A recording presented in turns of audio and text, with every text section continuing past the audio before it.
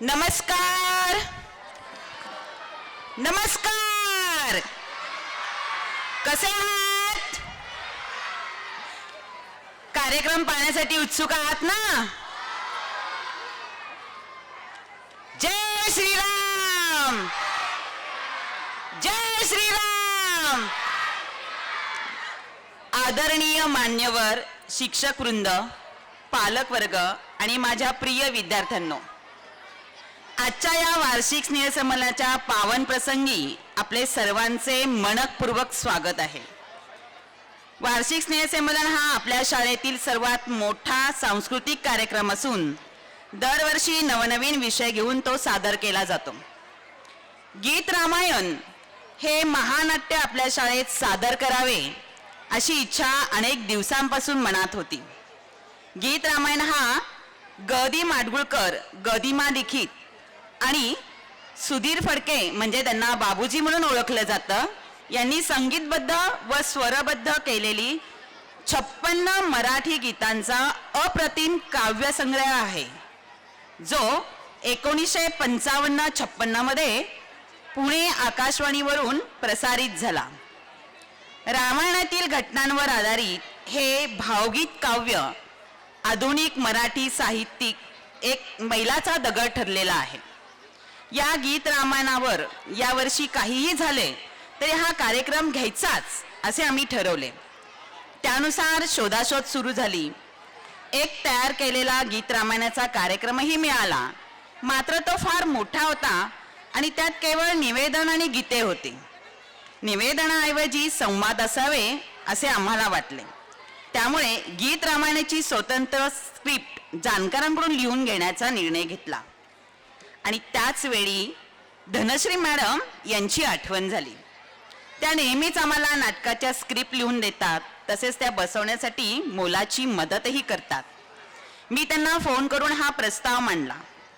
क्षणाचाही विलंब न करता धनश्री मॅडम यांनी आपण हे महानाट्य नक्की बसवूया असे आश्वासन दिले. त्यांनी उत्कृष्ट स्क्रिप्ट तयार करून पाठवली. आमच्याकडे वेळ फार कमी होता, त्यामुळे मी त्यांना ऑडिओ रेकॉर्डिंग व नाट्य बसवण्याची मदत करण्याची विनंती केली. त्यांनी त्यांच्या व्यस्त वेळातून वेळ काढून आम्हाला मदत केली. त्यांच्याबरोबर संकलन व डिझायनिंगचे अभिजित सर, तसेच प्रवेश साकोरे, संदीप मिश्रा, ओम गांधी, रिधिमा पांडे, गुण फाळके आणि ईशान गांधी यांच्या टीमने येऊन नाटक बसवण्यासाठी मोलाचे सहकार्य केले आहे. या महानाट्यामध्ये एकूण 11 गीते घेतली आहे. ती सर्व गीते उत्तमरित्या सादर व्हावी अशी आमची इच्छा होती. नृत्यांगना हर्षदा, सारिका आणि गौतमी या क्लासिकल नृत्यांगना आम्हाला भेटल्या. दुःखद प्रसंगावर आधारित गाण्यांवर नृत्य कसे बसवायचे हा प्रश्न आम्हाला पडला होता, मात्र त्यांनी या गाण्यावरही अप्रतिम नृत्य रचना केली आहे आणि ते पाहून आम्ही अवाक झालो. याची प्रचिती तुम्हाला कार्यक्रम पाहताना नक्कीच येईल. सर्वच नृत्य अत्यंत सुंदर बसवली असून तुमच्याकडून उत्स्फूर्त दाद नक्कीच मिळेल. हा कार्यक्रम भव्य दिव्य व्हावा आणि सर्वांच्या मनात कायमस्वरूपी ठसा उमटावा अशी आमची इच्छा होती. त्यासाठी लागणारा खर्चही लाखांच्या घरात होता. थोड्या भीतीने आम्ही हा प्रस्ताव मुख्य विश्वस्त व विश्वस्त मंडळासमोर मांडला. आमचा हा प्रस्ताव त्वरित मान्य करून त्यांनी खर्चास मंजुरी दिली आणि विश्वस्त मंडळाने आमच्यावर हा टाकलेला विश्वास नक्कीच सार्थ ठरेल अशी आम्हाला आशा आहे. सर, शाळा समितीचे अध्यक्ष लोणकर सर, उपाध्यक्ष गौरीताई, सदस्य जयश्रीताई Pingale sir, Jaywal sir, Gadekar sir, Darode sir, Jagtap madam यांनी आम्हाला सतत प्रोत्साहन दिले आहे. तसेच योग्य मार्गदर्शन आणि मदतही केली आहे. कार्यकारी मंडळाचे अध्यक्ष जगताप सर व सदस्य यांनीही आम्हाला मोलाचे सहकार्य केले आहे. आमच्या कार्यक्रमासाठी पालक, रिक्षा व व्हॅनवाले काका तसेच माझे विद्यार्थ्यांनी बहुमूल्य सहकार्य केलेले आहे. या महानाट्यात इयत्ता 1ली ते 10वी पर्यंतचे सुमारे 400 विद्यार्थ्यांनी सहभाग घेतलेला आहे. प्रत्येक विद्यार्थ्याने आपला अभिनय अधिक चांगला व्हावा यासाठी खूप मेहनत घेतलेली आहे. या वानर सेनांना सांभाळणे सोपे नव्हते, पण आमच्या सर्व सहकारी शिक्षकांनी हे काम लिलया पेलले आहे. सर्व शिक्षक शिक्षकेतर कर्मचाऱ्यांनी यासाठी अथक प्रयत्न केलेले आहेत. सर्वांच्या सहकार्यातून ही सुंदर कलाकृती आम्ही आपल्यासमोर सादर करू शकलो आहोत. कार्यक्रम पाहिल्यानंतर याची प्रचिती नक्कीच येईल. प्रेक्षक मायबाप हो, आपण हा कार्यक्रम शांतपणे पाहावा. कलाकृती आवडल्यास मनमोकळेपणाने दाद द्यावी, शिस्त व शांतता पाळावी आणि कार्यक्रम संपल्यावर आपला मौल्यवान अभिप्राय द्यायला विसरू नका. या कार्यक्रम जो आहे हा 80 मिनिटाचा आहे. आम्ही हा थोडक्यात केलेला आहे. तसा म्हणजे जवळजवळ 3 तास याला लागतात, परंतु हा आम्ही 80 मिनिटामध्ये थोडक्यात आपणासमोर संपूर्ण रामायण ठेवण्याचा प्रयत्न केलेला आहे. तर आपण हा शांतपणे बघाल अशी मी आपणा सगळ्यांना विनंती करते. तर कार्यक्रमाची सुरुवात जी आहे आपण गणेश वंदनाने करणार आहोत. वक्रतुंड महाकाय. आपल्या नृत्यांगणा ज्या आहेत हर्षदाताई, गौतमीताई आणि सारिकाताई यांना मी विनंती करते.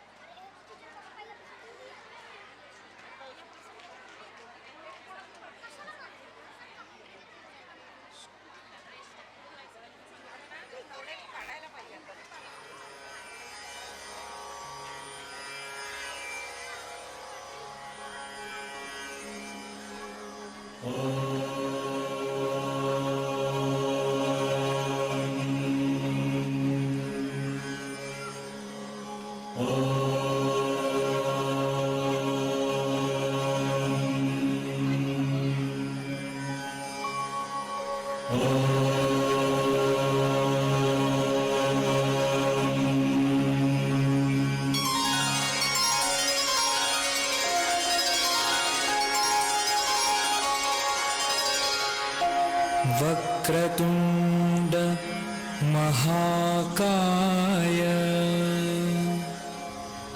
सूर्यकोटि समप्रभ निर्विघ्नं कुरु मे देव सर्वकार्येषु सर्वदा.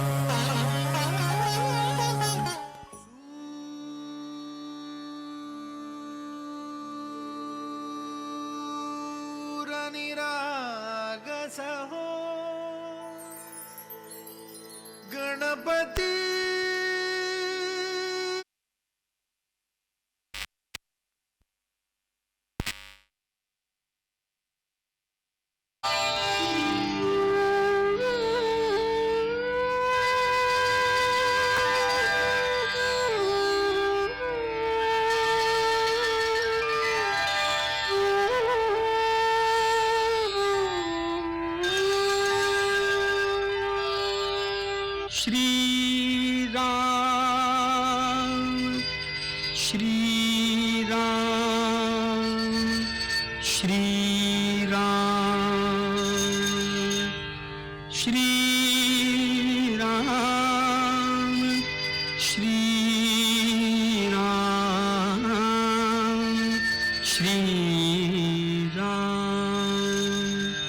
स्वये श्रीराम प्रभु ऐकती स्वये श्री राम प्रभु ऐकती कुशलव रामायण गाती स्वये श्री राम प्रभु ऐकती स्वये श्री राम प्रभु ऐकती कुशलव रामायण गाती कुशलव रामायण गाती.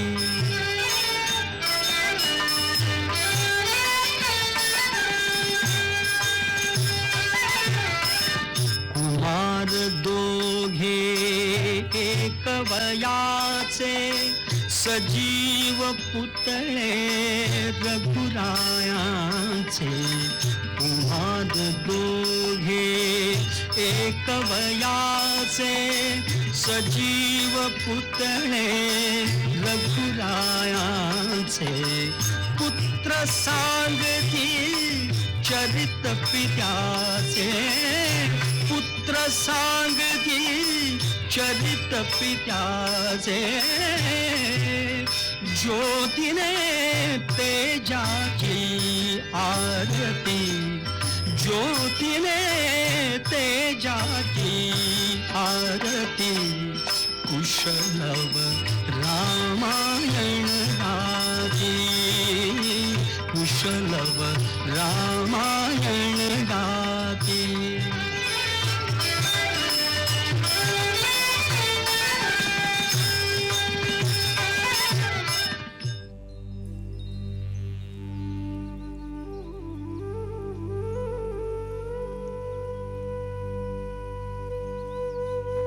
मंडळी हो, आज आम्ही दोघं एका सुंदर गोष्टीचं दार उघडायला आलो आहोत.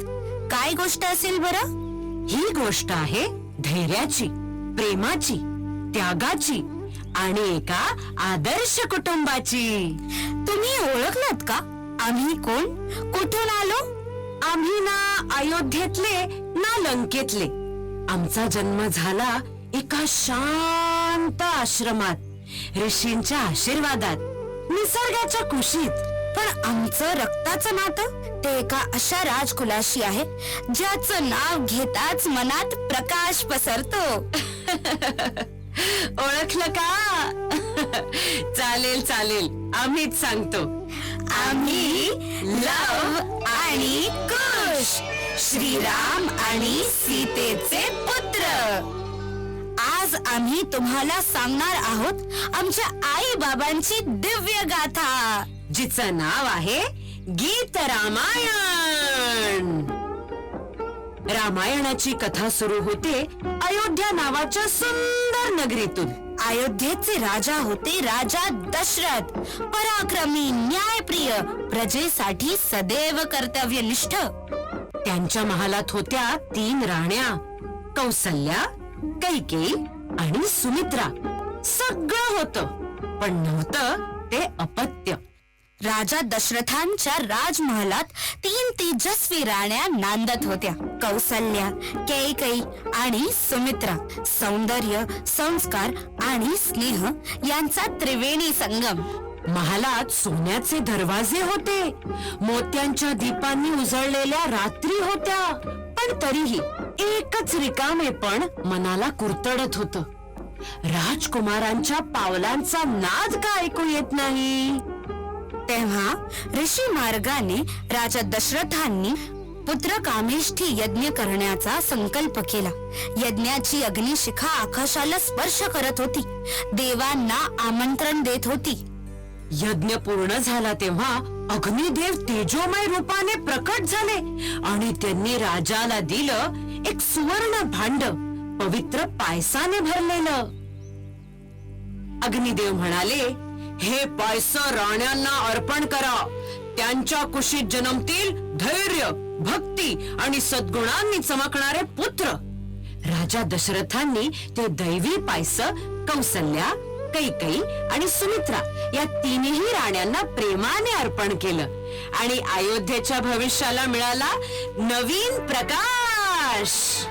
काळ पुढे सरकला आणि एक दिवस संपूर्ण अयोध्या जागी झाली आनंदाच्या जयघोषात. कैकेयीला प्राप्त झाला भरत, वात्सल्य आणि निष्ठेचा मूर्तिमंत अवतार. आणि सुमित्रा मातेच्या आशीर्वादाने जन्मले लक्ष्मण आणि शत्रुघ्न, ज्यांचं बंधुत्व म्हणजे चंद्र ताऱ्यांची जोडगोळी. कौसल्या मातेच्या कुशीत उतरले श्रीराम. इंद्रधनुष्याच्या रंगासारखा शांत, सात्विक आणि तेजस्वी. अयोध्या नगरी पहाटेच्या प्रकाशात न्हावून निघाली. आज हवेत काहीतरी दिव्य आलं होतं.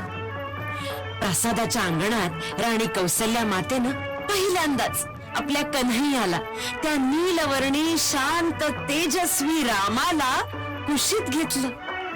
आनंदाने गगनभेदी शंखनाद झाला आणि सख्या उत्साहाने एकमेकींना सांगू लागल्या. संपूर्ण अयोध्या आनंदानं न्हावून निघाली. राणींच्या महालात सखी सोबतींनी उत्सवाचीच हाक दिली.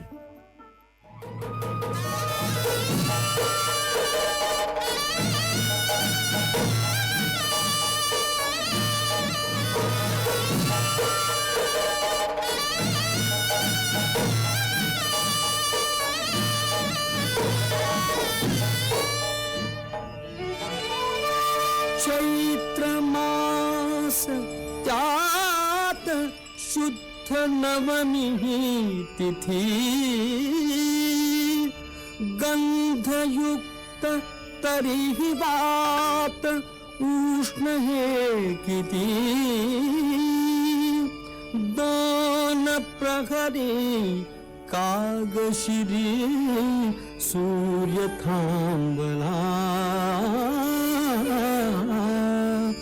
राम जन्मला ग सखी राम जन्मला राम जन्मला ग सखी राम जन्मला राम जन्मला ग सखी राम जन्मला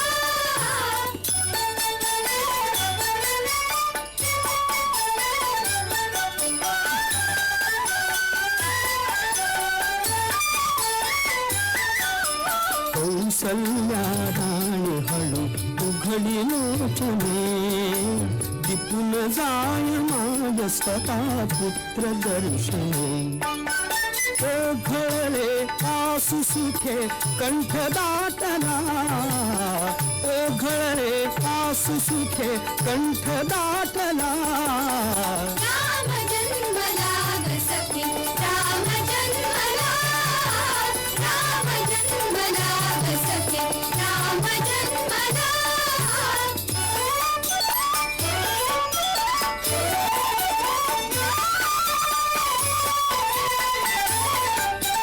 राजगृही नवे सौख्य पर्वणी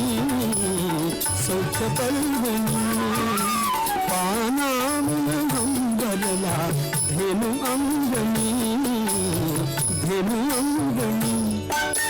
दुंदुभीचा नाद तोच धुंद कोंडला दुंदुभीचा नाद तोच धुंद कोंडला राम जन्मला ग सखी राम जन्मला राम जन्मला ग सखी राम जन्मला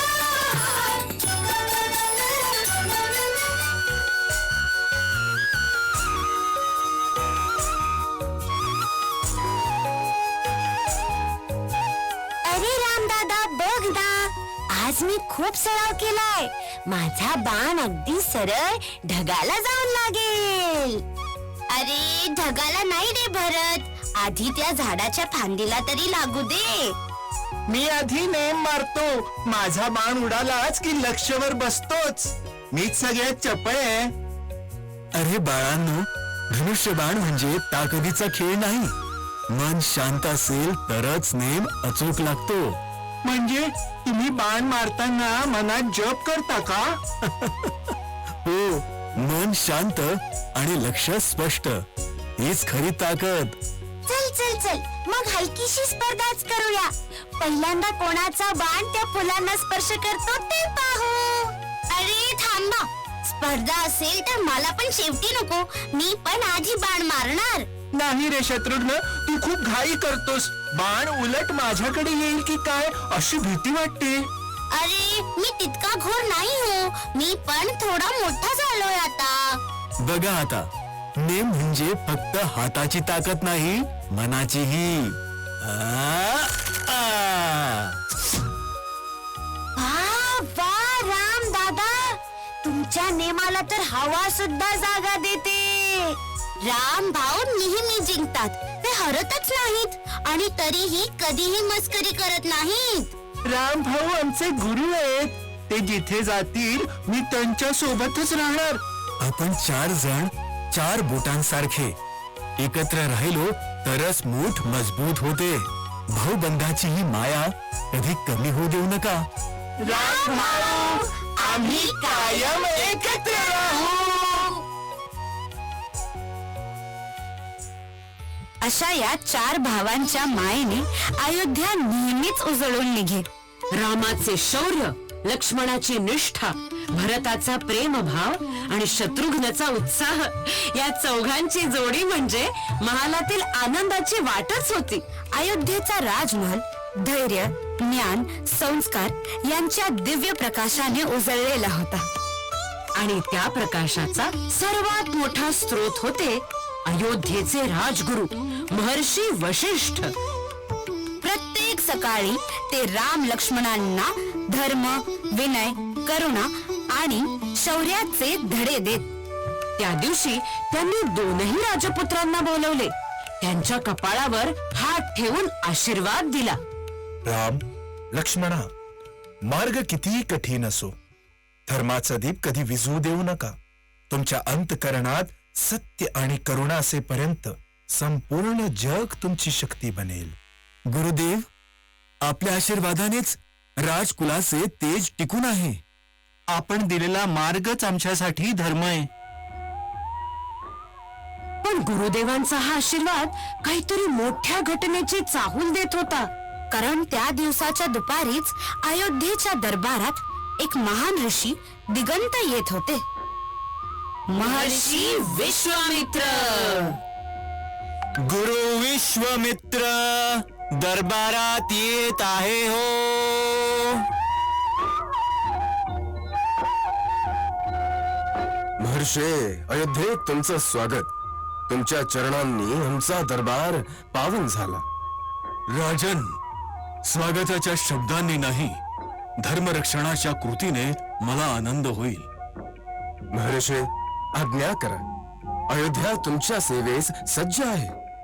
माझ्या आश्रमात महत्वाचा यज्ञ चालू आहे, पण काही राक्षस पुन्हा पुन्हा विघ्न आणत आहेत. त्यांना रोखण्यासाठी तुमच्या 2 पुत्रांची, राम आणि लक्ष्मणाची मला आवश्यकता आहे.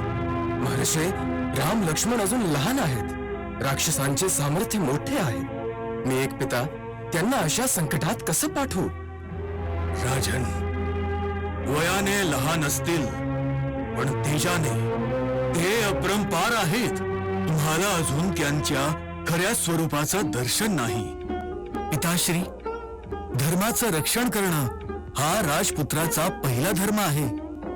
महर्षींच्या संसार धर्माच्या रक्षणासाठी जर माझी गरज भासली तर मी नक्की जाईन. भाऊ जिथे जातील मी तिथे मागे मागेच असेन. भाऊ, मला पण सोबत घेऊन चला ना. राम, लक्ष्मणा, माझं मन काळजीने भरलेलं असलं तरी तुमचं धैर्य बघून माझ्या हृदयात अभिमान ओसंडून वाहतो. जा तुम्ही. माझा आशीर्वाद सदैव तुमच्या सोबत आहे. चला पुत्रांनो, धर्माच्या मार्गावर जिथे तुमच्या तेजाचा पहिला प्रकाश पडेल. अशा रीतीने राम लक्ष्मण धर्मरक्षणाच्या पहिल्या प्रवासाला निघाले. राम लक्ष्मणांचा पहिला प्रवास विश्वामित्रांबरोबर सुरू झाला. अरण्यातील राक्षसांचा नाश करत ते पुढे पुढे चालत राहिले. काही वर्षे लोटली. आता 4ही भाऊ युवा स्थितीत आले होते. आणि एके दिवशी सुवर्ण किरणांनी उजळलेल्या मिथिला नगरीचे भव्य द्वार त्यांच्या समोर आले. मिथिलेचा राजा होता धर्मनिष्ठ विद्वान राजा जनक. त्यांची कन्या सौंदर्य, करुणा आणि सामर्थ्याची मूर्ती सीता. त्या काळात संपूर्ण मिथिलेत फक्त एकच चर्चा होती, सीता स्वयंवर.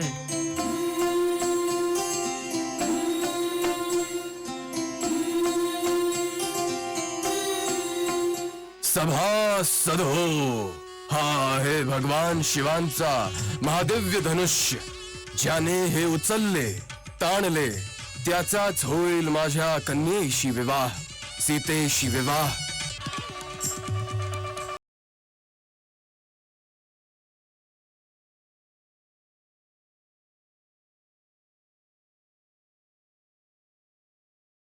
कदाचित दुसरे धनुष्य असेल का?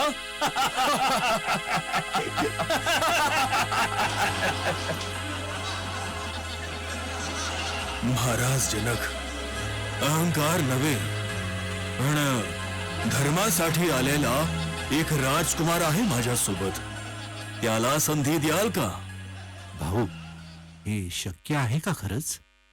गुरुदेवांचा आशीर्वाद आहे, तेवढंच पुरेसं.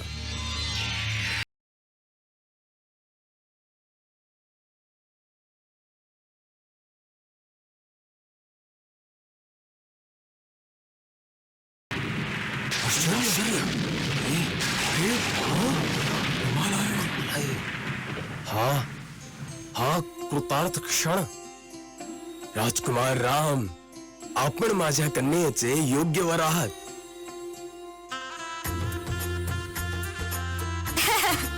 अशा रीतीने राम आणि सीतेच्या पवित्र मिलनाने मिथिला स्थिरावली. आणि त्या आनंदमय क्षणाला सर्वांच्या तोंडी गोड गाणे येऊ लागले.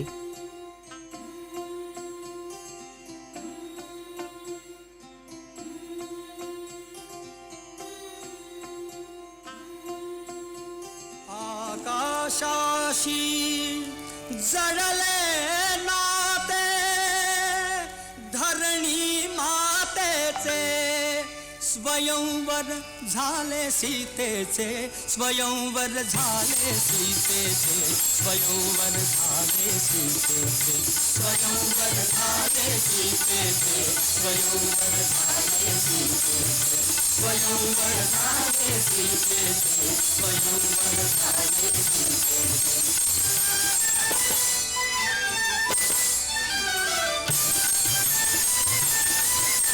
श्रीरामाने सहज उचलिले धनु शंकराचे पूर्ण जाहले जनकृपाचा हेतू अंतरीचे. श्रीरामाने सहज उचलिले धनु शंकराचे पूर्ण जाहले जनकृपाचा हेतू अंतरीचे. उभे ठाकले भाग्य सावळे समोर दुहितेचे उभे ठाकले भाग्य सावळे समोर दुहितेचे स्वयंवर झाले सीतेचे स्वयंवर झाले सीतेचे स्वयंवर झाले सीतेचे स्वयंवर झाले सीतेचे.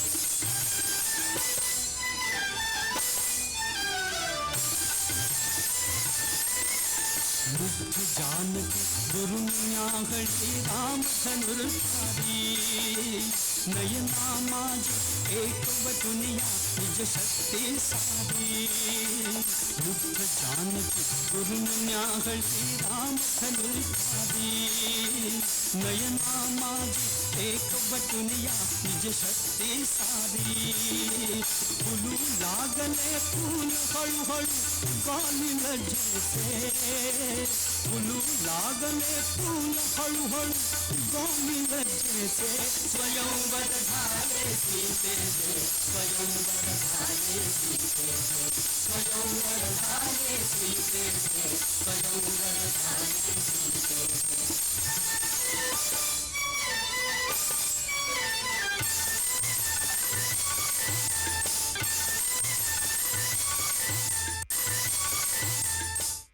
मिथिलेतले आनंदघन दिवस संपले आणि राम सीता महोत्सवाच्या जल्लोषात अयोध्येला परतले. अयोध्या पुन्हा एकदा फुलून आली. राणी कौसल्या, सुमित्रा आणि कैकेयी सगळ्याच आनंदात होत्या. पण जिथे आनंद खूप असतो तिथे छायेप्रमाणे एखादी चिंता दडून बसलेली असते.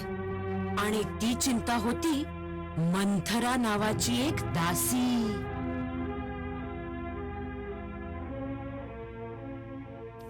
महाराणी कैकेयी, खूप आनंदात दिसत आहात. का नाही? आज माझ्या राम सदृश्य सुनबाई आल्यात. सगळीकडे मंगलमय वातावरण आहे. महाराणी, हा आनंद किती दिवस टिकणार विचार केला आहे? काय बोलतेस तू? स्पष्ट बोल.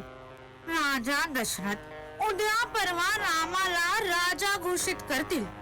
तेव्हा तुमचा भरत तो कुठे उरणार? राम राजा झाला तर भरतला काय, पण राम माझ्यासाठीही पुत्र समान आहे. राज्य पुत्र समानतेने चालत नाही महाराणी. सिंहासन एकच असतं आणि तुम्ही दशरथांच्या प्रिय राणी. तुमच्या मुलाला राज्य मिळालंच पाहिजे ना. विसरलात का?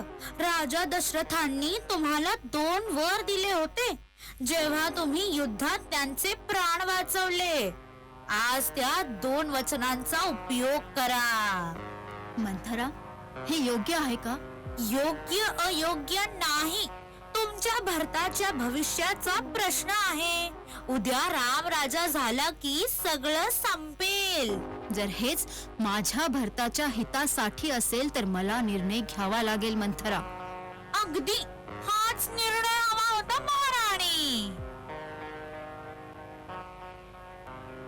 असा एखाद्या शांत रात्रीत अयोध्येच्या राजवाड्यात एक वादळ जन्माला येत होता.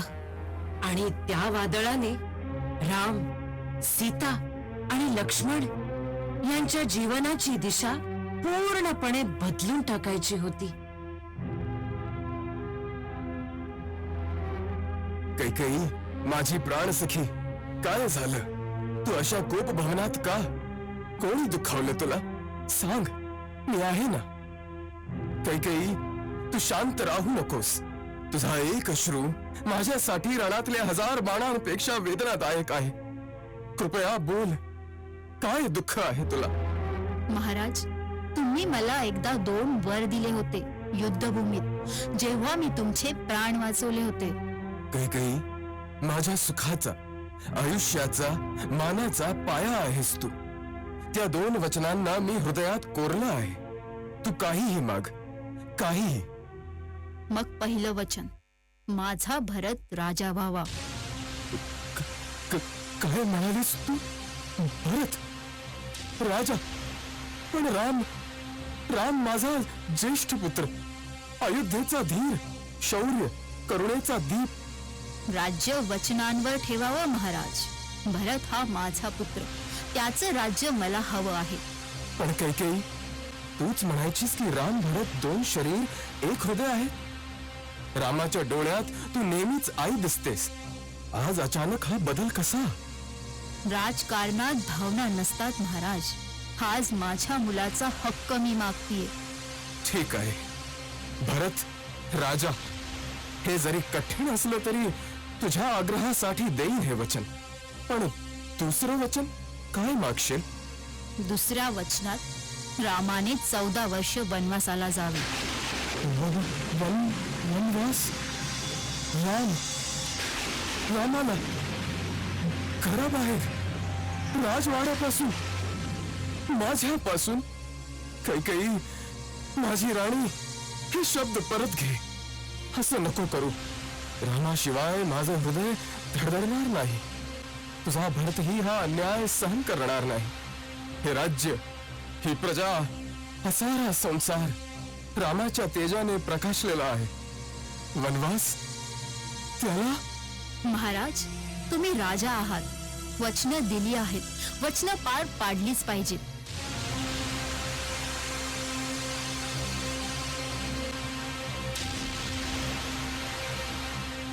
मोडू नका वचनास नाथा, मोडू नका वचनास, मोडू नका वचनास नाथा, मोडू नका वचनास. भरताला त्या सिंहासन, रामासी वनवास. मोडू नका वचनास.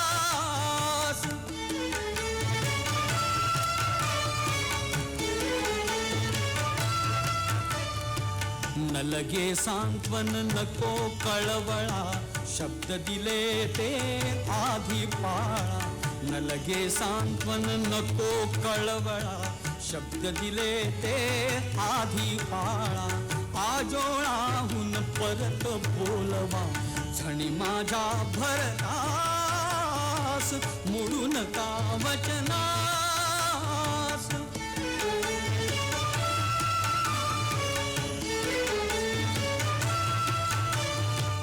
सुत स्नेहाने होऊन वेडे का घेत आहे आढे वेडे सुत स्नेहाने होऊन वेडे का घेत आहे आढे वेडे वचन भंगता शोभून दिसतो रघुवंशज वीरास मोडू नका वचनास. मी राजा आहे म्हणूनच हृदय गमावू का? कैकेयी, या एका निर्णयाने इतिहास बदलून जाईल कैकेयी. इतिहास बदलो वा न बदलो, मला माझं वचन हवंय. अशी एकच रात्र ज्याने अयोध्येचा आनंद आकस्मिक अश्रूंमध्ये बदलून टाकला. दशरथ धर्माने बांधलेले, वचनांनी जखडलेले, मनाने कोसळलेले, आणि त्या उदास पहाटेला राम, सीता आणि लक्ष्मण तयार होत होते वनवास स्वीकारण्यासाठी. अयोध्येतील ती सकाळ इतिहासात कधीही न विसरणारी.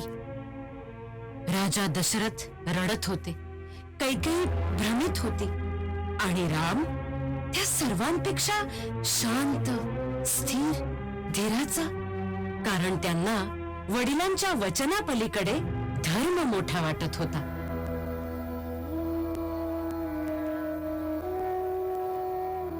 आई कौसल्य चिंतेत आहे.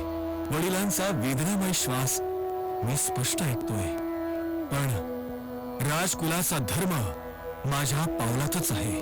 14 वर्षांचा वनवास, पण तीच माझी सेवा, तीच अयोध्या. स्वामी, आपण जाल आणि मी इथे सुखात बसू असं कधी मी स्वप्नातही नाही मानलं. आपल्या सोबत मीही येईन, वनात, पर्वतात, संकटात. जिथे राम तिथेच सीता. भाऊ, आपण वनात जात आहात आणि मी अयोध्येत? हे शक्यच नाही. आपली सेवा करणं, सीतेचं संरक्षण करणं हे माझं ध्येय आहे, माझं आयुष्य आहे. सीते, लक्ष्मणा, अडचणी येतील तरीही आपण धीराने, सत्याने, प्रेमाने पुढे जाऊ. स्वामी, आपल्या पावलात मी माझं जीवन ठेवते. वनवास असो वा वैभव, माझं स्थान तुमच्या बाजूलाच आहे. भाऊ, मी तुमच्यापासून दूर जाईन असा दिवस कधीच नाही.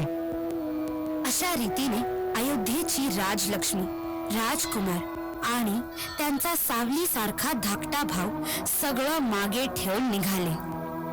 राणी कौसल्यचे हृदय तुटत होते. प्रजाही दुःखाने व्याकुळ होती. सगळ्यांच्या मनातून फक्त एकच हाक,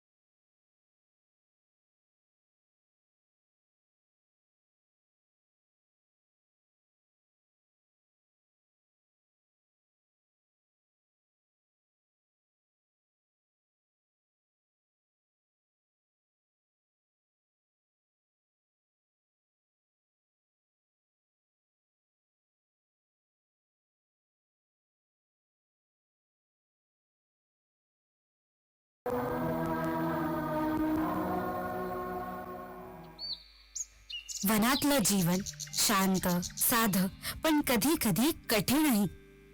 राम, सीता, लक्ष्मण तिघेही सकाळच्या कोवळ्या किरणांच्या छायेत नवीन आयुष्य घडवत होते.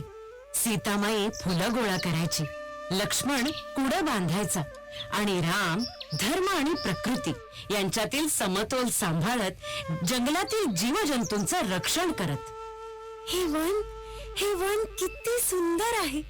फुलांचा सुगंध, पक्ष्यांचं गाणं, अयोध्येपेक्षा वेगळं पण मनाला जवळच वाटतं. सीतामाई, इथल्या फुलांनाही आपलीच ओढ लागलीये. तुमच्या हातात यायला त्यांची स्पर्धा लागलीये. या निसर्गात मन अधिक शुद्ध होतं, विचार अधिक स्वच्छ. हा वनवास नाही, धर्माचा साक्षात्कार आहे. राम, या वनातली शांतता किती सुंदर आहे ना. हो सीते, वनवासातही निसर्ग आपल्याला आश्वस्त करतो. अरे वा, या वनात इतका तेजस्वी पुरुष कोण आहेस तू? मी राम, ही माझी पत्नी सीता, हा भाऊ लक्ष्मण. आम्ही वनवासात आहोत. पत्नी? हा सुंदर पुरुष माझा हवा आणि याला अडथळा फक्त ही स्त्री. थांब शूर्पणखे, सीता आमची मान्यवर पत्नी आहे. तिच्यावर हात उचलशील तर आम्हाला रोखून धरता येणार नाही. मग मी तुझ्या भावाला विचारते. अहो वीर लक्ष्मणा, तू तरी माझ्याशी लग्न कर. अगं देवी, मी तर सेवक. तुझ्यासारख्या राक्षसिणीला मी कसं सांभाळणार? तुम्ही माझा मोठा अनादर केला. शूर्पणखे, स्त्रीवर आक्रमण करशील तर शिक्षा अपरिहार्य आहे. माझं नाक. तुम्ही माझा अपमान केला. हा सूड मी रावणाच्या दरबारात नेईन. संपूर्ण वन हादरवून टाकेन. आणि अशा या अपमानाने शूर्पणखा थेट लंकेत धावली. रावणाला तिनं सांगितलं, राम लक्ष्मणांनी माझा नाक चिरून मोठा अनादर केला. सीता अपूर्व सुंदर आहे, तिला तिथून घेऊन या. आणि इथूनच सुरू झाला वनवासातील सर्वात धोकादायक अध्यायाचा प्रारंभ.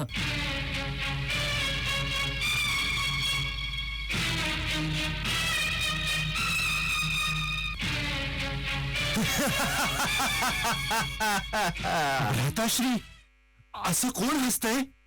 मनात असा स्वर क्वचितच ऐकू येतो. लक्ष्मणा, शांत. धोक्याची चाहूल आहे. सीतेजवळ राहा.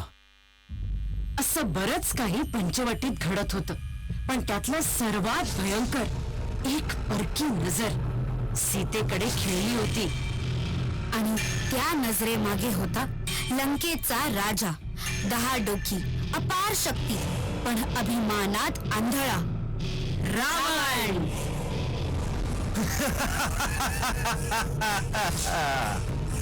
मी लंकेश्वर रावण.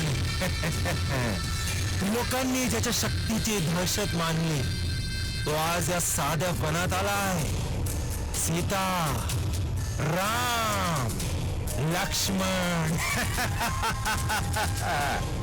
तुमचा हा वनातील निवांतपणा आता भंगणार, कारण लंकेचा राजा हवं ते मिळवतोच. त्या दिवशी रावणाने आपल्या कट्ट्याचा पहिला धागा टाकला आणि रामायणाच्या या दिव्य कथेत अंधाराच्या छायेतून मोठं वादळ जवळ येत होतं. अहो राम, पहा ना, किती सुंदर मृग. असं सुवर्ण मृग मी कधीच पाहिलं नाही. किती देखणं, किती तेजस्वी.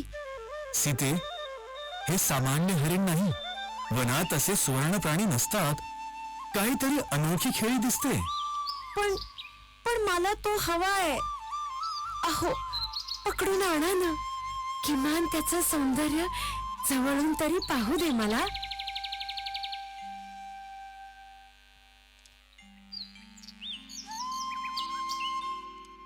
तोडिता फुले मी सहज पाहिला जाता. तोडिता फुले मी सहज पाहिला जाता. मज आणून जातो हरिण अयोध्यानाथा. मज आणून जातो हरिण अयोध्यानाथा.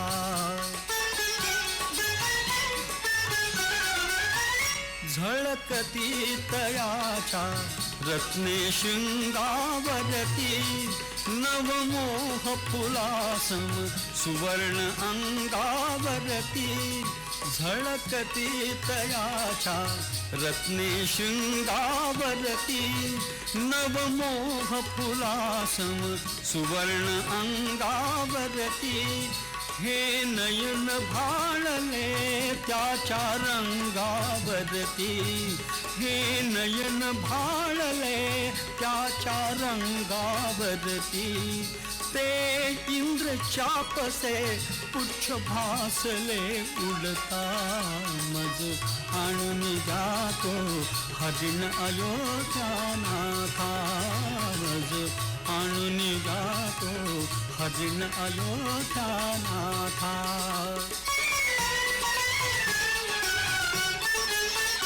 तो येऊन गेला अनेकदा या दारी. दिसतात उमटली पदचिन्हे सोनेरी. तो येऊन गेला अनेकदा या दारी. दिसतात उमटली पदचिन्हे सोनेरी. घाशिले शिंगया रंभास्तंभावरी. घाशिले शिंगया रंभास्तंभावरी. तो दिसे सुवर्णी बघा देवरा कांता. मज आणून जातो हरिण अयोध्यानाथा. मज आणून जातो हरिण अयोध्यानाथा.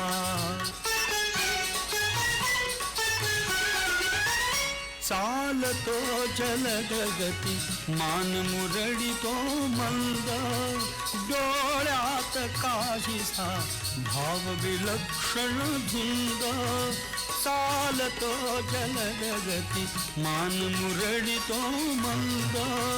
डोळ्यात काहीसा भाव विलक्षण धुंद.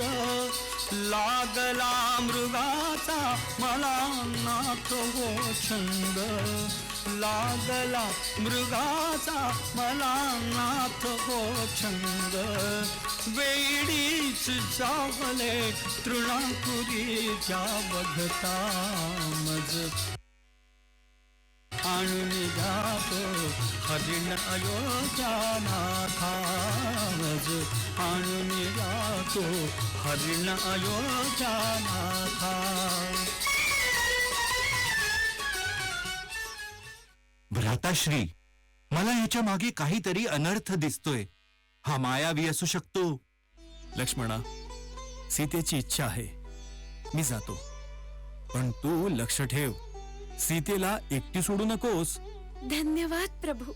हा मृग माझ्यासाठीच आला आहे जणू. सीते, मी लवकरच परत येईन. राम त्या सुवर्ण मृगाचा पाठलाग करू लागले. तितक्यात मृगाचा आवाज रामाचा आवाज वाटेल असा वनात घुमला. आणि त्याच क्षणी सीतेच्या हृदयात काळी छाया पसरली. राम अडचणीत आहेत असा भास तिला झाला. या मृगाने पुढे काय अनर्थ घडवला याचा परिणाम संपूर्ण रामायणावर झाला. राम मृगाच्या मागे गेले आणि वनातील वातावरण अचानक थंडसर अस्वस्थ झालं. अचानक एका भेसूर आवाजाने रामाचे नाव घेऊन मदतीची हाक देत वन दुमदुमलं. ती हाक खरी की मायावी हे ओळखणं कठीण होतं. लक्ष्मणा, ऐकलंस? अहो, राम संकटात आहेत. त्यांना काहीतरी झालंय. मी ओळखते. तुम्ही जा, त्यांच्या मदतीला धाव घ्या.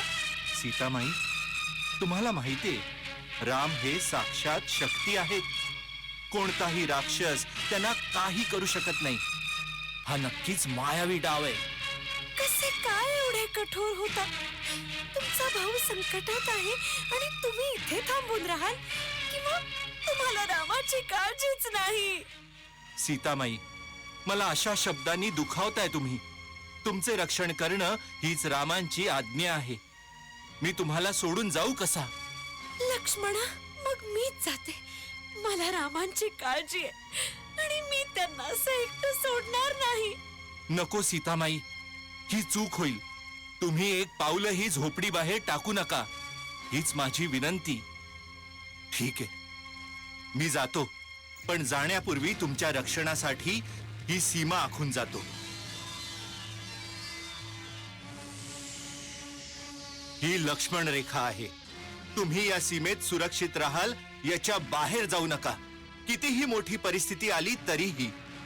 लक्ष्मण गेले आणि आता या एकटेपणाचा फायदा उचलला या लंकेच्या राजाने, कपटी रावणाने. भिक्षान दे, भिक्षान दे. सुंदरी, मी थकलेला प्रवासी, भूक आणि तहानेने त्रस्त. भिक्षू, तुम्ही जरा पुढे या, मी तुम्हाला फळं आणि पाणी देते. नाही देवी, मी इतक्या दूर उभा राहून भिक्षा स्वीकारू शकत नाही.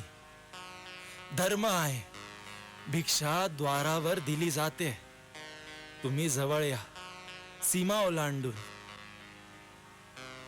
देवी, दान करणाऱ्याने असा संकोच का करावा?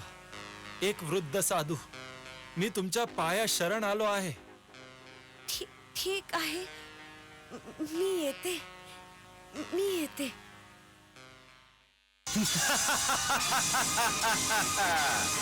मी आहे लंकेचा 10 शिरा सम्राट. सीते, आज तू माझ्या सोबत लंकेत जाणार. रामायणातील सर्वात हृदयविदारक क्षण, सीतेचे अपहरण. आणि यानंतर सुरू झाली सत्य आणि अन्याय, प्रेम आणि अहंकार यांची महान लढाई. सीतेचे अपहरण होताच वनातील पक्षी प्राणीही व्याकुळ झाले. पण एक होता, राजा दशरथांचा मित्र, वीर गरुड जटायू. त्यांनी रावणाचा सामना करण्याचा निश्चय केला.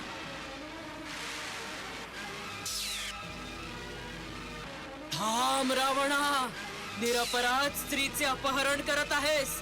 मी तुला जाऊ देणार नाही. हे वृद्ध पक्षा, तू मला अडवशील. 10 शिरांचा रावण आहे मी. शिरांच्या मोजणीवर नाही, धर्मावर युद्ध ठरतं. हे अरे वृद्ध, खूप झालं बर का तुझं नायकपण.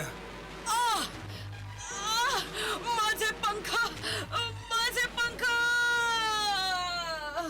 रावण शक्तिशाली होता, पण जटायूने शेवटच्या श्वासापर्यंत धर्मासाठी युद्ध केलं. रथ तुटला, पण रावण सीतेला घेऊन निघून गेला. आणि आता राम आणि लक्ष्मण त्यांचाच शोध घेत वनात धावत येतात. सीते, कुठे आहात? तुमचा आवाज काय येत नाही? भ्राताश्री, तो पहा, पक्षी जखमी पडलेला आहे. हे परमेश्वरा, हे तर वडीलधारे जटायू. काय झालं तुम्हाला? रावण सीतेला घेऊन दक्षिण दिशेला गेला. मी थांबवण्याचा प्रयत्न केला, पण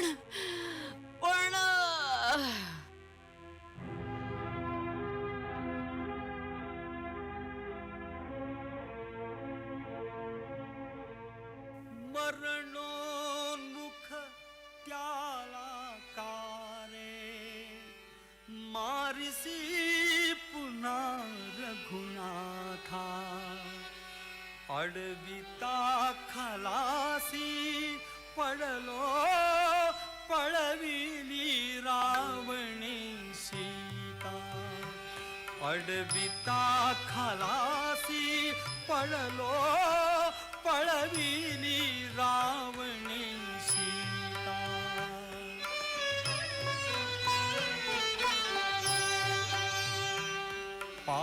गेली जधी मी जाता, रामाविण राणी सीता, देवरही संगे नभता, मी बळे उडालो रामा, मी बळे उडालो रामा, रोधिले रथाच्या पंथा, अडविता खलासी पडलो, पळविली रामने सीता.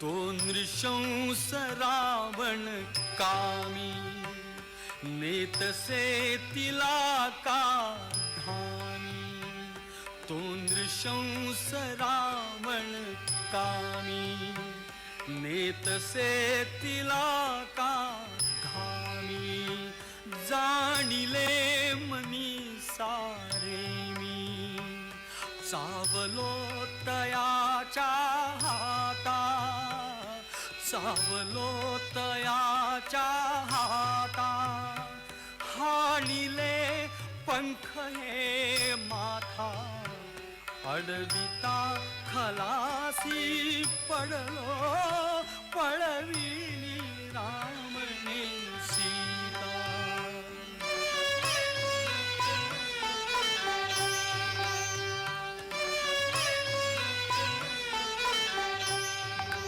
हे प्रभू, गुरु मातंगानं म्हटलं होतं, एक दिवस तुझ्या झोपडीवर राम येतील. मी दररोज स्वच्छ करतेय माझी ही झोपडी, फुलं वेचते, मन घट्ट ठेवून वाट पाहते, पण राम काही दृष्टीस पडत नाही. लक्ष्मणा, या आश्रमभूमीत शांतीचा एक सुंदर सुवास आहे. अरे कोण? राम, प्रभू राम, प्रभू राम, माझ्या या कुटुंबहीन गरीब झोपडीवर तुमच्या चरणाचा स्पर्श, हे माझं भाग्य, हे माझं भाग्य. आई, आम्ही तुमच्यासाठीच आलो आहोत. तुमच्या भक्तीने आम्हाला इथे खेचलं आहे. या या या, बसून घ्या. ही फळं मी स्वतः चाखून देते, कारण कडू असेल तर तुमच्या मुखी कधीही कडूपणा नको. ही घ्या, ही घ्या, ही बोर. भाऊ, ही तर आधी चाखलेली फळं आहेत. लक्ष्मणा, या फळात शबरीचं प्रेम, भक्ती, निर्मळ मन मिसळलंय. याहून गोड जगात काही नाही. प्रभू, प्रभू, मी तुमच्यासाठी काय करू? मी काय करू तुमच्यासाठी? आई, आम्हाला सुग्रीवकडे जाण्याचा मार्ग सांगा. धर्माच्या लढाईत आम्ही नव्याने शक्ती मिळवू. त्या पर्वतापलीकडे ऋष्यमुख, तिथं तुमच्या भेटीला एक उत्तम सहकारी वाट पाहतोय. तुझी भक्ती या जगाला प्रकाश दाखवणारी आहे. आई, आम्ही निघतो. जटायू गेल्यावर राम अधिक निर्धाराने सीतेच्या शोधात निघाले. या प्रवासात त्यांना भेटला वानरराज सुग्रीव आणि त्यांचा अतिशय खास मंत्री हनुमान. प्रभू रामचंद्र, मी हनुमान, सुग्रीवाचा दूत. आपण वनात का भटकत आहात? हनुमाना, राक्षसराज रावणाने माझ्या सीतेचे अपहरण केले आहे. प्रभू, आपण चिंता करू नका.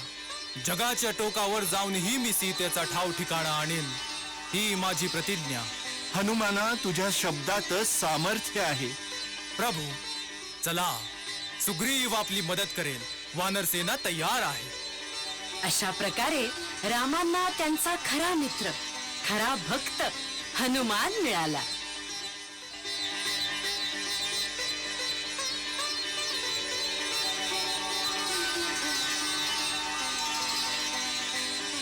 तरुण जो जाईल सिंधू महान, तरुण जो जाईल सिंधू महान, असा हा एकच श्री हनुमान, असा हा एकच श्री हनुमान.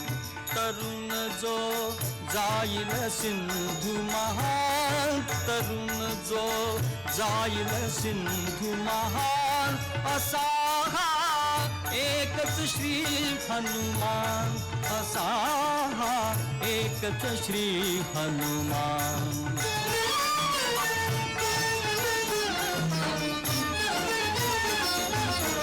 भुजंग धरुनी दोन्ही चरणी, झेपे सरशी समुद्र लंघुनी. भुजंग धरुनी दोन्ही चरणी, झेपे सरशी समुद्र लंघुनी. गरुड उभारी पंखा गगनी, गरुड उभारी पंखा गगनी. गरुडाहून बलवान, असा हा एकच श्री हनुमान, असा हा एकच श्री हनुमान.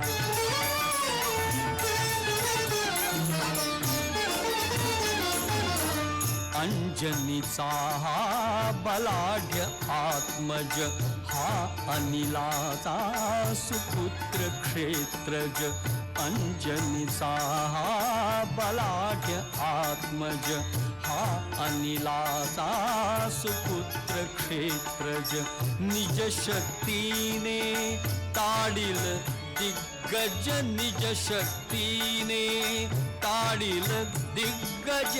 बलशाली धीमान, असा हा एकच श्री हनुमान, असा हा एकच श्री हनुमान, असा हा एकच श्री हनुमान, असा हा एकच श्री हनुमान.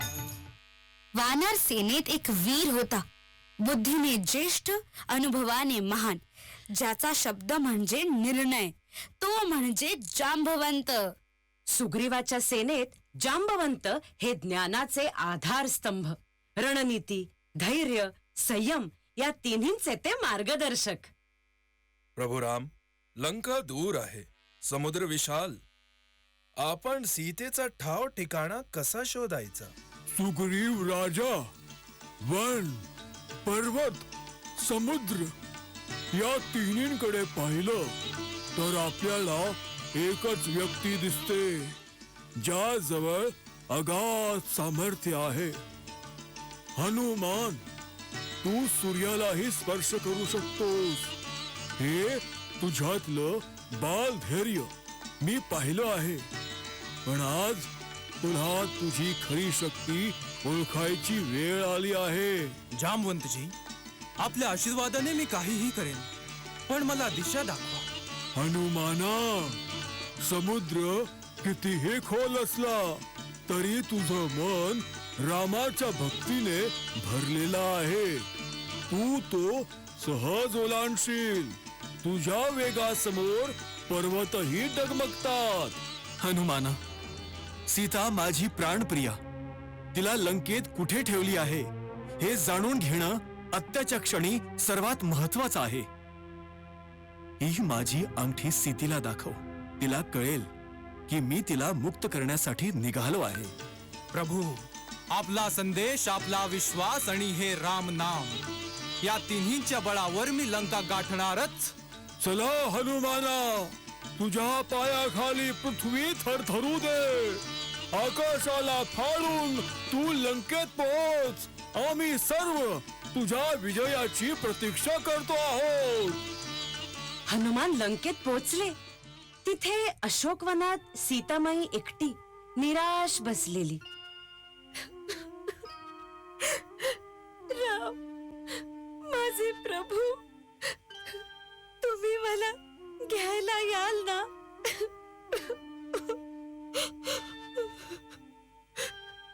माते, प्रभू रामचंद्रांनी मला पाठवलं आहे. ते तुमच्यासाठी सर्व काही करायला तयार आहेत. रामांनी मला संदेश. ही त्यांची अंगठी आणि आश्वासन. सीते, मी तुला घेण्यासाठी येत आहे. सीतेचा ठाव ठिकाणा हनुमानांनी आणला. ती लंकेत आहे, रावणाच्या अशोकवनात कैद. ही बातमी ऐकताच रामांनी सेना तयार केली आणि सर्वजण लंकेकडे निघाले. भाऊ लक्ष्मणा, आपल्या आणि लंकेदरम्यान हा अथांग समुद्र इतका विशाल की शेवट दिसतही नाही. भ्राताश्री, समुद्र पार करणं अशक्य वाटतंय, पण आपल्याला सीतेपर्यंत पोहोचायचंच आहे. प्रभू, वानर शक्ती महान आहे, पण एवढा मोठा समुद्र प्रत्येकाने उडी मारून पार करणे अशक्य आहे. त्याच्यासाठी एकच उपाय आहे, सेतू. समुद्रावर एक भक्कम दगडांचा सेतू. हो प्रभू, वानर वीर दगड उचलतील, पर्वत आणतील, आपण सगळे मिळून समुद्रावर एक राम सेतू उभारू. प्रभू, आमच्याकडे दगडांना पाण्यावर तरंगण्याची शक्ती आहे. राम नाम लिहिलेल्या दगडांनी हा समुद्र सुद्धा मार्ग देईल. हे सागर देवा, धर्मयुद्धासाठी आम्ही आलो आहोत. या सेतूस्तव तुमचा मार्ग द्या. अरे वानर वीरांनो, आजपासून सुरू होतं धर्म, शक्ती आणि सामूहिक श्रमाचं महान काम. अशा रीतीने दगडांवर राम लिहून वानरवीरांनी पर्वत उचलून रामसेतू बांधायला सुरुवात केली. हजारो वानरांचे श्रम, अटल भक्ती आणि रामाच्या नावाची दिव्यता या सगळ्यांनी तयार केला इतिहासातील सर्वात अद्भुत पूल.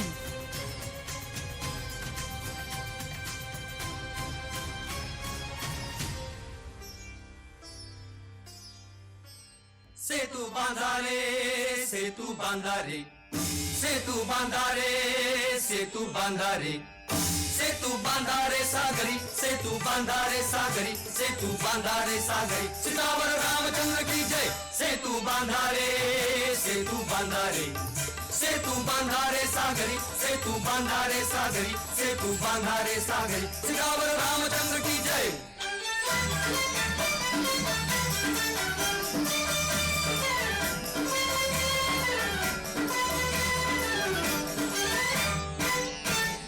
गिरिराजांचे देह निखळुनी, गजांग शात्या शिळा उचलुनी.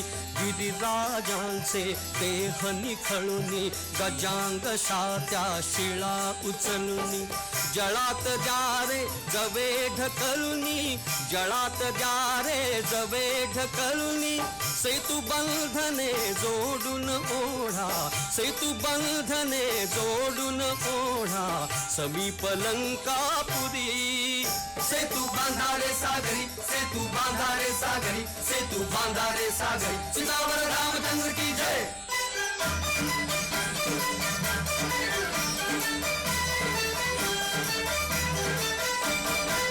फेका झाळे फेका डोंगर, पृष्ठी झेलिल त्यांना सागर. फेका झाळे फेका डोंगर, पृष्ठी झेलिल त्यांना सागर. ओढा पृथ्वी पैल तटावर, ओढा पृथ्वी पैल तटावर. बडवाग्नी तो धरील माथी, बडवाग्नी तो धरील माथी. सेतू शेषापदी. सेतू बांधारे सागरी, सेतू बांधारे सागरी, सेतू बांधारे सागरी. सीतावर रामचंद्र की जय.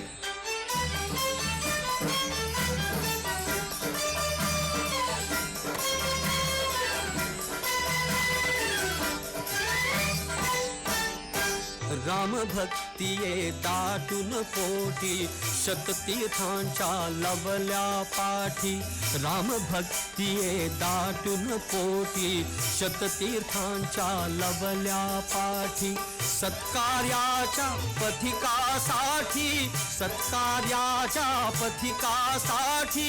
श्रीरामाला असेच घेती, श्रीरामा मला असेच खेती बानर पाठीवदी सेतू बांधारे सागरी सेतू बांधारे सागरी सेतू बांधारे सागरी सीतावर रामचंद्र की जय सेतू बांधारे सेतू बांधारे सेतू बांधारे सागरी सेतू बांधारे सागरी सेतू बांधारे सागरी सीतावर रामचंद्र की जय. सेतू बांधल्यानंतर राम, लक्ष्मण आणि वानर सेनेने शौर्याने लंकेकडे प्रस्थान केले. लंकेच्या भिंतींवर रावणाचे राक्षस सज्ज होते आणि दोन्ही बाजूंनी एक महायुद्ध सुरू होणार होतं. वानर वीरांनो, धर्मासाठी, सीतेसाठी आजचा दिवस निर्णायक आहे. युद्ध सुरू करा.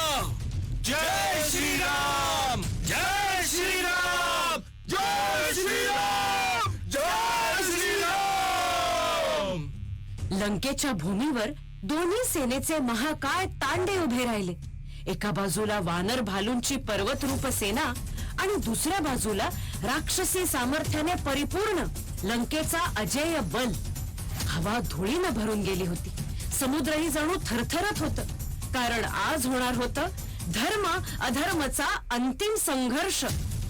शंखनाद झाला आणि रणशिंगे वाजताच आकाशात उडाले हजारो बाण. अग्निबाण, वज्रबाण, नागबाण. प्रत्येक बाण जणू ज्वालामुखीच्या गर्जनेप्रमाणे रणांगण फाडत धावत होता. वानरसेना पर्वत उचलून फेकत होती.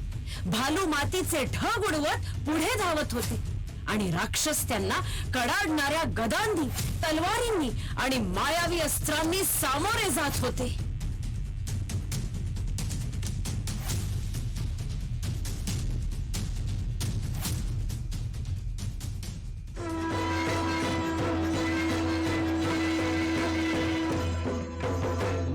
भेदुनी नाद चालले शंख दुंदुबींचे चालले शंख दुंदुबींचे अनुपमेय हो सुरू युद्ध हे राम रावणांचे युद्ध हे राम रावणांचे.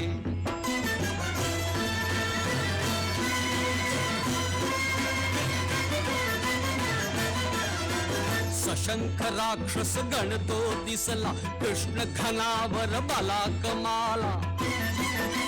मुखातुनी शत गरजे चपला रणांगणावर कोसळले तो पाऊस बाणांचे.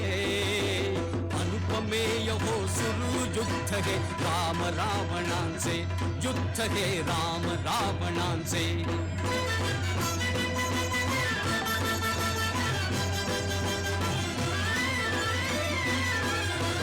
नाचत थय थय खिंकाळती हय गज गर्जित करी नाद समन्वय. भीषणता ती जणू नादमय त्या नादातच मिळले पदरव प्लवग राक्षसांचे. अनुपमेय हो सुरू युद्ध हे राम रावणांचे युद्ध हे राम रावणांचे.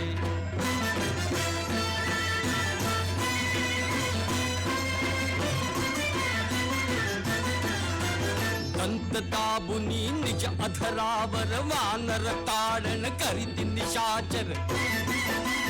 नभात पुढती सदेह वानर शस्त्र म्हणून ते घाव घालिती वृक्ष पर्वतांचे. अनुपमेय हो सुरू युद्ध हे राम रावणांचे युद्ध हे राम रावणांचे.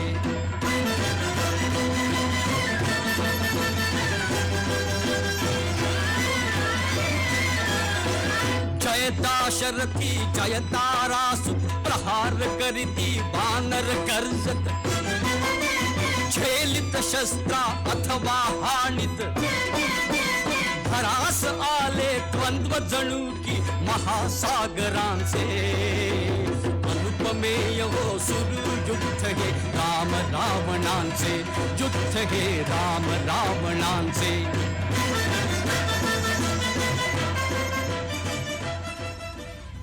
या युद्धात केवळ बल नव्हतं, तर मायाजाल, मंत्रशक्ती आणि देवदानवांच्या अस्त्रांचाही सामना होता.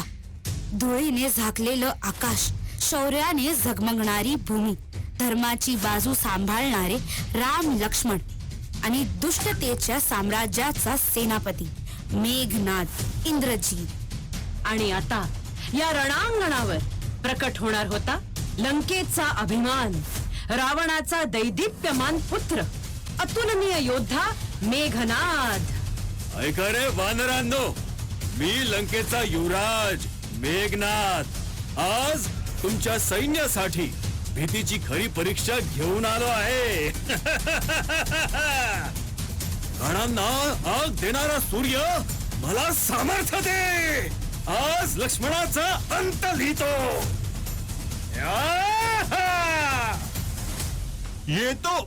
येतो मेघनादा, मी रामाचा भाऊ, धर्मासाठी आयुष्य अर्पण करणारा. भ्राताश्री! लक्ष्मणा, डोळे उघड. हे कसं झालं? धर्मासाठी, आपल्या विजयासाठी माझे हे प्राण अर्पण. हे विधाता, माझा लाडका भाऊ, माझा सखा लक्ष्मण असा कसा जाईल? प्रभू, आम्ही तुमच्या सोबत आहोत. हो हो, आम्ही तुमच्या सोबत आहोत. तुमच्या सोबत आहोत. लंकेच्या युद्धात हा क्षण सर्वात वेदनादायक होता. लक्ष्मण जीव मरणाच्या उंबरठ्यावर. पण अजून आशा होती. एकच उपाय होता, संजीवनी. मेघनादाच्या दिव्य बाणाने लक्ष्मण जीव मरणाच्या उंबरठ्यावर पोचला. जांबुवंत महाराजांनी एकच उपाय सांगितला. हिमालयावरच्या द्रोणागिरी पर्वतावर संजीवनी बुटी. हनुमानाने वेळ न दवडता आकाशात झेप घेतली. पण तिथे पोहोचल्यावर एकच संकट उभं राहिलं. त्या पर्वतात असलेल्या शेकडो औषधी वनस्पतींपैकी नेमकी संजीवनी कोणती हे त्याला ओळखताच येईना. आणि मग हनुमानाने क्षणाचाही विचार न करता एक महान निर्णय घेतला. त्याने संजीवनी शोधण्याऐवजी संपूर्ण द्रोणागिरी पर्वतच उचलून युद्धभूमीकडे आणला. हनुमानाने आणलेला हा द्रोणागिरी पर्वत, त्याच्यावर कित्येक औषधी, कित्येक बुटी. पण नेमकी संजीवनी कोणती हे ओळखणं कठीण. म्हणी वैद्य सुषेणान काळजीनं शोधली ती योग्य बुटी. आणि त्याचा अर्क तयार करून लक्ष्मणाला दिला. आणि त्याच क्षणी लक्ष्मण जागे झाले. जणू जीवनाची ज्योत परत पेटली. भ्राताश्री, मी ठीक आहे. आपण ढासळणार नाही ना? आयुष्यभर तुमच्या सावलीत लढलो आणि आजही उभा राहीन लंकेच्या या अन्यायाविरुद्ध. लक्ष्मणा, तू आहेस म्हणजे मी आहे. प्रभू, अनुज्ञा द्या. युद्ध पुन्हा सुरू करण्याची वेळ आली आहे. जणू दोन शक्तींचा महासंग्राम प्रज्वलित झाला. वानरसेना आणि राक्षस सेना रणांगणात भिडली. मेघनाद, कुंभकर्ण अतुल बलशाली योद्धे पडले. आणि शेवटी शिवभक्त, महापंडित, महाबली रावण रणांगणात रामासमोर उभा राहिला. आणि मग शतकानुशतक ज्या युद्धाची कथा सांगितली जाते ते महान युद्ध सुरू झालं. राम रावण समोरासमोर उभे. भूमी थरथरून उठली. आकाश काळ्या ढगांना भरून गेले.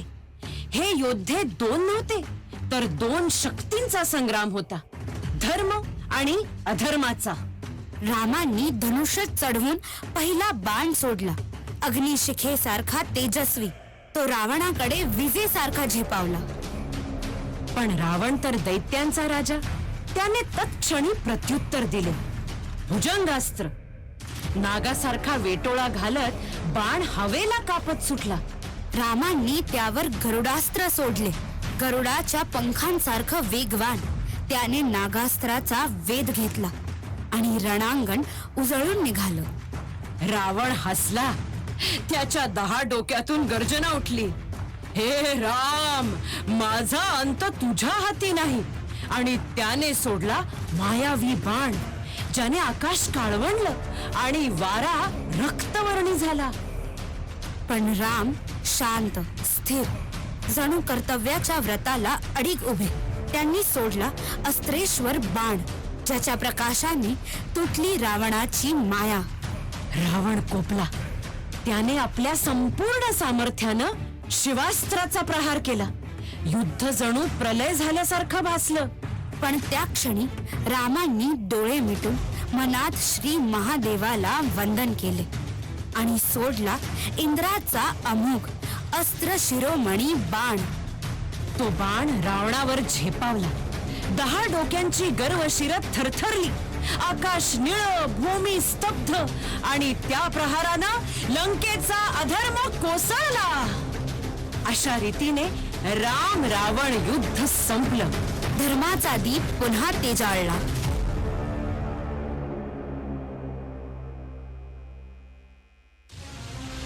राम, हे शरीर जरी थकलं असेल तरी माझा तेजस्वी अहंकार अजून जिवंत आहे.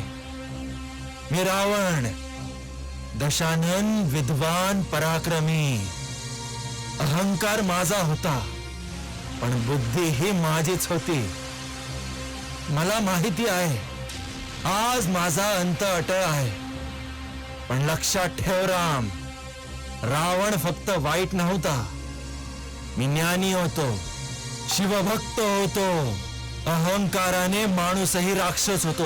ही कठोर शिकवण संपूर्ण जगासाठी देऊन जात आहे मी. माझा अंत तुझ्या बाणाने नाही, माझा अंत माझ्या अहंकाराने घडवला आहे. जय हो प्रभू राम. या रावणाचा अंत करा. रावणा, तुझ्या ज्ञानाला माझे प्रणाम. अहंकाराचा अंत झाला आज.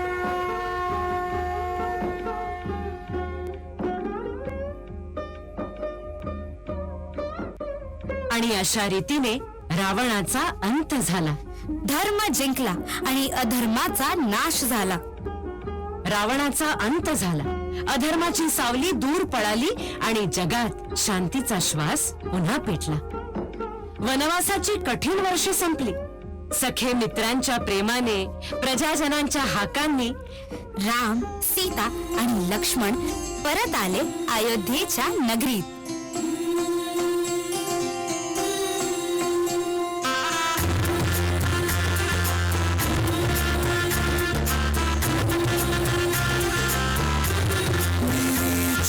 खट पे चल के आज चारों धाम आए हैं. बजाओ ढोल स्वागत में मेरे घर राम आए हैं. कथा शबरी की जैसे जुड़ गई मेरी कहानी से. न रोको आज धूने दो चरण आँखों के पानी से. बहुत खुश हैं मेरे आंसू के प्रभु के काम आए हैं. बजाओ ढोल स्वागत में मेरे घर राम आए हैं.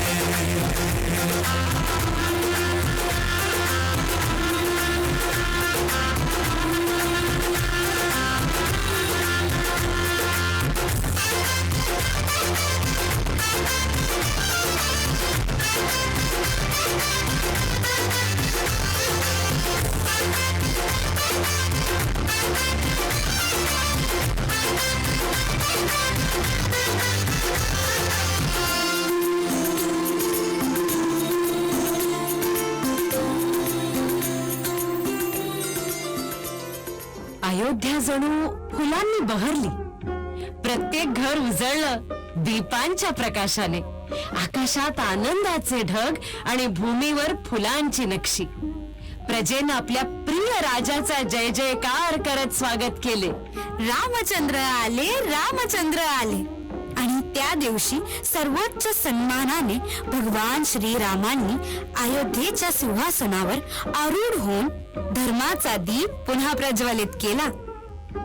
धर्म, करुणा, न्याय, सत्य ही 4 स्तंभ पुन्हा दृढ झाले. रामराज्याचा सुवर्ण काळ सुरू झाला. ही आहे रामकथेची अमर शिकवण. अधर्म कितीही बलवान असला तरी धर्माचा विजय अट्टळ असतो. जगात कधीही अंधार दाटला तर रामाची ही कथा आपल्याला प्रकाशाचा मार्ग दाखवत राहील.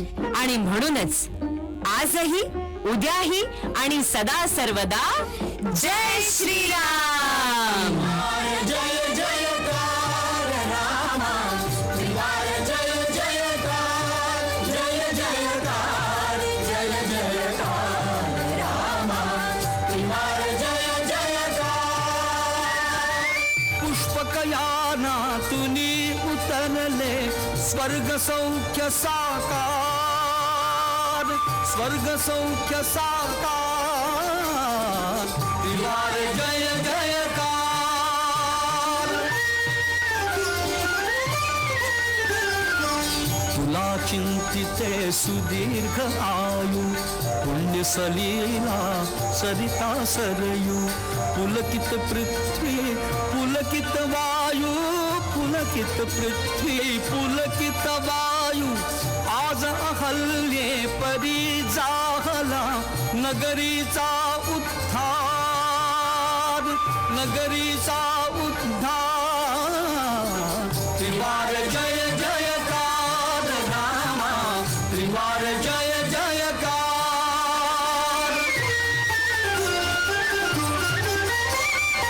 शिवचापा समविरह भृंगला स्वयंवरा समसमय रंगला. अधीर अयोध्यापुरी मंगला अधीर अयोध्यापुरी मंगला. सानंदाश्रू तुला अर्पिते दृढ प्रीतीचे हार दृढ प्रीतीचे हार. त्रिवार जय जयकार रामा त्रिवार जय जयकार. तव दृष्टीच्या पावन स्पर्शे आज मांडिया उत्सव हर्षे. मने विसरली 14 वर्षे मने विसरली 14